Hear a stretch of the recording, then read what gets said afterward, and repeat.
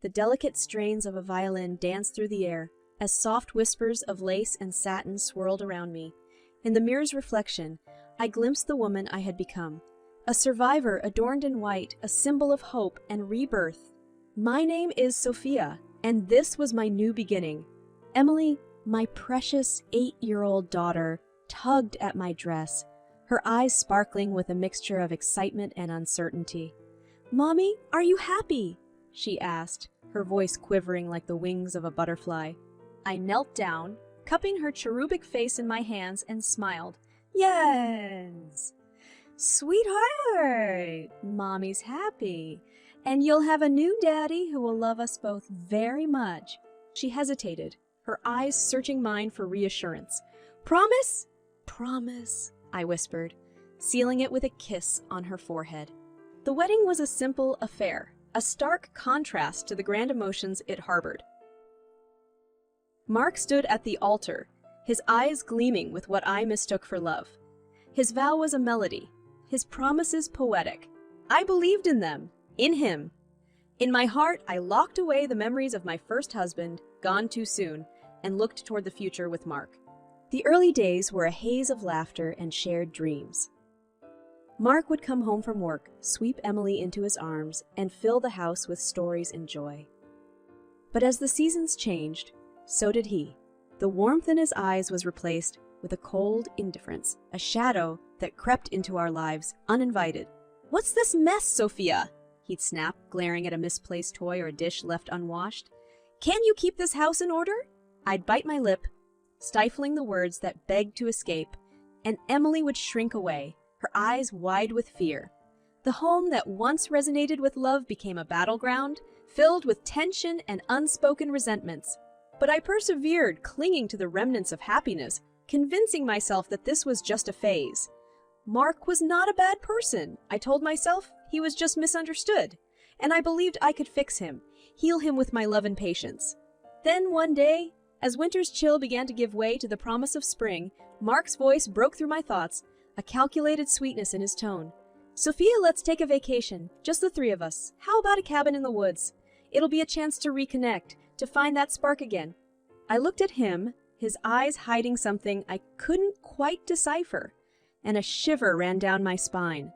But I pushed the unease away, smiling and nodding. "Yes, a vacation sounds wonderful. Emily will love it." And so, we packed our bags, filled with hope and trepidation, and set off on a journey to the woods.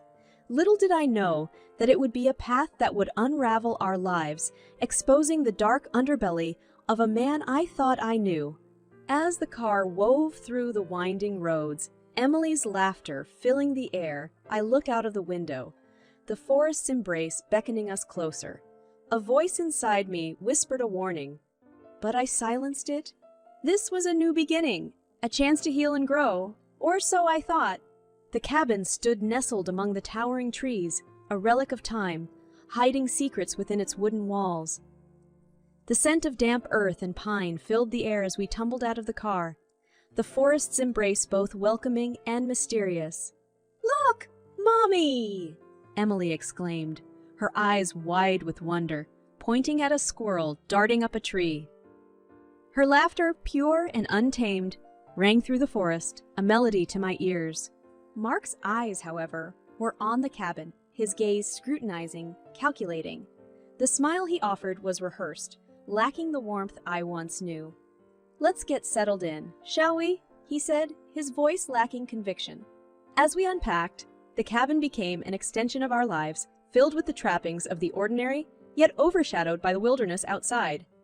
Emily found delight in the simplest of things, exploring the nooks and crannies, her imagination taking flight. Mark, on the other hand, seemed distant, his mind elsewhere. I caught him more than once, staring out of the window, lost in thought. The words he spoke were sparse, mechanical, a script he was playing to perfection. But I wanted to believe in the dream, in the promise of renewal. So, I played my part, conjuring up meals, organizing games, and trying to bridge the growing chasm between us. "Come, let's take a walk," I suggested one evening, the golden glow of sunset painting the forest in hues of amber and gold. Mark looked up, surprise flickering in his eyes. "You go ahead with Emily," he said, his voice flat. "I have some work to catch up on." Emily's eyes met mine, disappointment clouding her innocence. "It's okay, Mommy. We can explore on our own." And so we did, hand in hand venturing into the forest, each step a discovery, each sound a symphony of life. Emily's chatter was a balm to my soul, her perspective pure and untainted. When we returned, Mark was as we had left him, immersed in his thoughts, the shadows of the cabin playing tricks on my mind. His eyes, when they met mine, held a secret, a darkness I could not fathom. Dinner was a silent affair, the clinking of cutlery a harsh contrast to the unspoken words that hung in the air. Emily, sensing the tension, grew quiet, her eyes darting between Mark and me. That night, as the forest whispered its lullabies, Mark's suggestion of tea seemed a welcome respite. "A family tradition," he said, his smile not quite reaching his eyes. I looked at the thermos, something gnawing at the edges of my consciousness, but I pushed it aside, allowing myself to be swept into the moment, into the illusion of connection.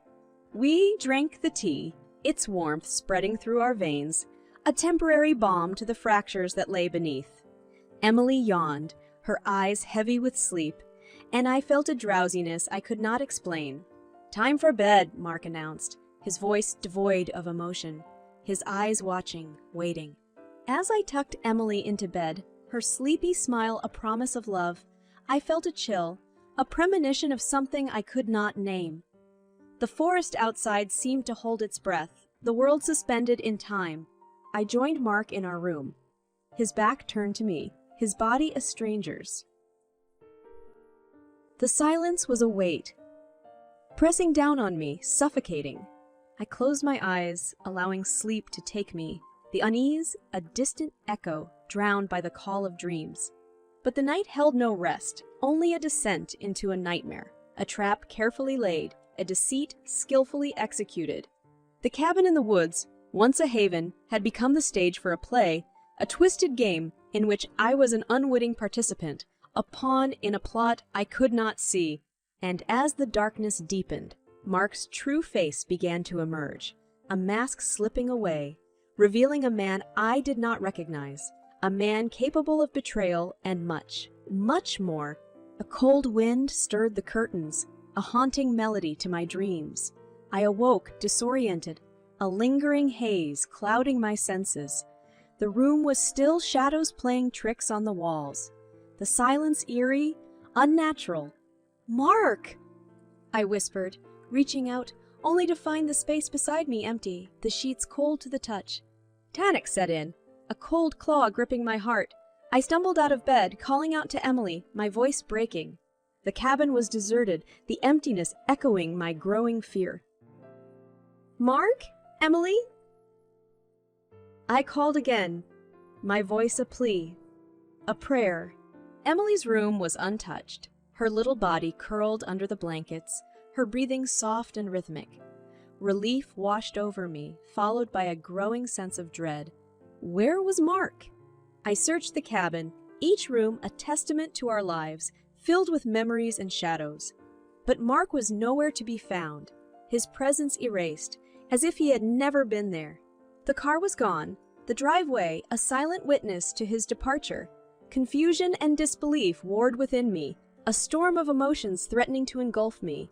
I looked around, the forest a maze of secrets, the trees whispering accusations, the wind mocking my naivety. My mind refused to comprehend, my heart aching with betrayal. I returned to the cabin, my steps heavy, my soul burdened. Emily stirred, her eyes fluttering open, her voice filled with innocence. "Mommy, where's Daddy?" Tears welled in my eyes, the truth a jagged edge cutting deep. "He's gone, sweetheart, but we'll be okay. We'll find our way home." Emily's eyes searched mine, understanding dawning, trust and love her anchor. "I believe in you, Mommy." Her words were a balm, a spark of hope in the darkness. I gathered our things, packing with mechanical precision, my mind working overtime, piecing together the puzzle. That's when I saw it, The thermos, still half filled with tea, a silent witness to Mark's betrayal. Anger surged within me, hot and unrelenting. I seized it, the evidence of his deceit, a tangible proof of his malice. Together, Emily and I set out, leaving behind the cabin and its secrets, venturing into the wilderness, guided by instinct and determination. The forest was a labyrinth, each path a riddle, each sound a challenge. We stumbled, we fell, but we pressed on, our bond our strength, our love our compass. Hours turned into days, the forest an endless expanse, a test of our will and courage. Emily's laughter was replaced with tears, her trust with doubt, her innocence with fear. But I held her close, whispering promises, singing lullabies, weaving dreams. We'll find our way, sweetheart. We'll find our way home. The river came upon us, a wild force, a barrier to our escape. We stood at its edge, the water roaring, the current a menace, the other side a distant promise. I looked into Emily's eyes, her faith unwavering, her love my anchor. We'll cross this, sweetheart. Together, and we did, the water a tumultuous dance, the current a relentless foe. Emily slipped, her scream a dagger to my heart. But I caught her, my arms her salvation, my love her shield. We reached the other side, battered and bruised but alive, triumphant. Our journey was not over, the path still winding, the forest still whispering. But we were unbroken. Our love, our guide, our faith, our strength. The cabin in the woods was a distant memory, a lesson learned, a battle fought. And as we continued on, our steps a testament to our resilience. I knew that we would find our way, that we would emerge victorious, that we would reclaim our lives. For we were survivors, a mother and a daughter, united in love, forged in adversity, destined to rise above the treachery of a man we once knew, a man who had lost his way, a man who had fallen from grace. Emerging from the dense wilderness, our feet led us down a forgotten path. The forest began to thin, revealing the presence of other human life. We stumbled upon a clearing, and there, nestled beside a serene lake, stood a campsite. The site was an oasis, a beacon of hope after the desolate journey through the cold, unforgiving woods. Tents dotted the landscape, the soft murmur of laughter, and the distant melody of a guitar told the tale of human connection, of friendship and joy. Hesitant and worn, we approached, our eyes meeting those of strangers. These vacationers, wrapped in the bliss of nature, paused to gaze at us, their eyes widening in surprise and concern. "What's happened here?" one of them asked, a middle-aged woman with kind eyes and a warm smile. She rushed towards us, her arms open, her heart welcoming. I found my voice, hoarse and broken, a mere whisper of its former self.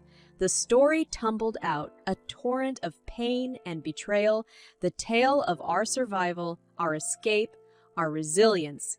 The campers gathered around, their faces etched with empathy, their hearts open to our plight. They took us in, their generosity a balm to our weary souls, their kindness a testament to the goodness that still existed in the world. We were fed and clothed, our wounds tended, our spirits lifted. Emily found solace in the arms of children her age, her laughter returning, her innocence reclaimed.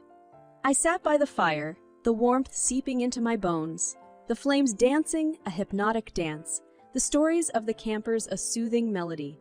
A young man, thoughtful and gentle, handed me a cup of coffee, his eyes filled with understanding, his presence a comfort. "You're safe here," he whispered, his voice a promise. And for the first time in what seemed like an eternity, I believed it. I allowed myself to breathe, to feel, to heal. The campers became our family, their stories intertwining with ours, their joys and sorrows shared, their dreams and fears embraced. We spent days with them, each moment a step towards recovery, each connection a path towards renewal. Emily flourished, her spirit unbroken, her love untainted. I found strength in their presence, wisdom in their words, hope in their eyes. The forest, once a labyrinth of despair, became a sanctuary, a place of growth and transformation. The woman who had first welcomed us took me aside one day, her eyes filled with wisdom, her voice resonant with experience.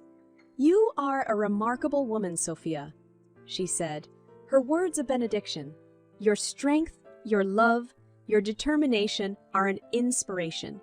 Don't let this experience define you. Rise above it, learn from it, and find your true path." Her words settled within me, a truth I had known but had forgotten, a calling I had ignored but was now ready to heed. The day came when we had to leave, the journey home calling to us, the path clear and unencumbered. The campers gathered around, their farewells filled with love and encouragement, their presence a blessing. We set off, our steps lighter, our hearts fuller, our spirits reborn. The cabin in the woods was a distant memory, the betrayal a lesson learned, the pain a wound healed. We had found our way, guided by love and resilience, aided by the kindness of strangers, empowered by the strength within. We were ready to face the world, to reclaim our lives, to embrace our destiny. We were survivors, a mother and a daughter, a mated daughter united by a bond, unbreakable, forged in adversity, destined for greatness. For we had learned that even in the darkest of times, even in the deepest of despair, there is hope, there is love, there is redemption. And as we walked towards our future, the forest behind us, the world ahead, I knew that we were on the right path, that we were whole, that we were home. Our arrival home was marked with a juxtaposition of emotions, a paradox of relief and trepidation. The familiar surroundings, once a haven, now bore the stain of betrayal, a silent witness to the heartbreak and deceit that had unfolded. Emily's joy at being home was tempered by the shadow of uncertainty. Her eyes, filled with the wisdom of a child who had seen too much, searched for assurance, for stability, for love. I held her close, my promise to her unspoken, my commitment to her unwavering. We were together, and we would face whatever lay ahead with courage and grace. Mark's presence loomed large, his anger and surprise a tangible force. The moment he laid eyes on us, his facade crumbled, his true nature revealed. "How do you even survive?" he yelled, his voice a tempest of rage and disbelief. His words were a slap, a stark reminder of his treachery, a testament to his fall from grace. But I stood tall, my eyes meeting his, my resolve unbreakable. "We survived because we are strong," I replied, my voice steady, my heart defiant. "Because we have each other, and because we deserve better than what you've done to us." The silence that followed was a battlefield, a war of wills, a clash of values. Emily clung to me, her trust my shield, her love my strength. Mark's face twisted, a mask of hatred and fear, his power over us shattered, his control a fleeting illusion. "You can't prove anything," he spat, his words a desperate plea, his guilt a noose tightening around him. But I had the proof, the evidence of his betrayal, the confirmation of his malice. I held up the thermos, the leftover tea a silent witness to his crime. His downfall? "You underestimated us," I said, my voice a sword, my conviction a beacon. "You thought you could break us, that you could control us, but you could destroy us. But you were wrong. We are survivors, and we will not be victims." The days that followed were a whirlwind, a storm of legal battles, of confrontations and resolutions. The court was a battleground, the law a weapon, justice a goal. I fought with everything I had, my love for Emily, my motivation, my belief in right and wrong my guide. Mark's defense was weak, his lies transparent, his guilt evident. He was sentenced to 3 years in prison, his actions condemned, his character judged. The divorce was a formality, a severing of ties, a reclaiming of self. Emily and I emerged victorious, our bond strengthened, our future bright. The house, once a symbol of betrayal, became a sanctuary, a place of healing, a home. We rebuilt our lives, brick by brick, day by day, moment by moment. We found joy in the simple things, strength in each other, peace in our hearts. The memory of the cabin in the woods, of the betrayal and survival became a distant echo, a lesson learned, a chapter closed. For we had risen above the darkness, transcended the pain, conquered the fear. We were whole, we were strong, we were free. And as we looked towards the future, the past behind us, the world ahead, I knew that we were on the right path, that we were destined for greatness, that we were home. For we were survivors, a mother and a daughter, united by a bond, unbreakable, forged in adversity, destined for love. And nothing, not the treachery of a man lost, not the cruelty of fate, not the challenges of life could break us, could defeat us, could defeat us, could define us. For we were more than the sum of our experiences, more than the victims of circumstance, more than the creations of destiny. We were Sophia and Emily, a mother and a daughter, warriors of love, champions of life, bearers of hope. And we were home?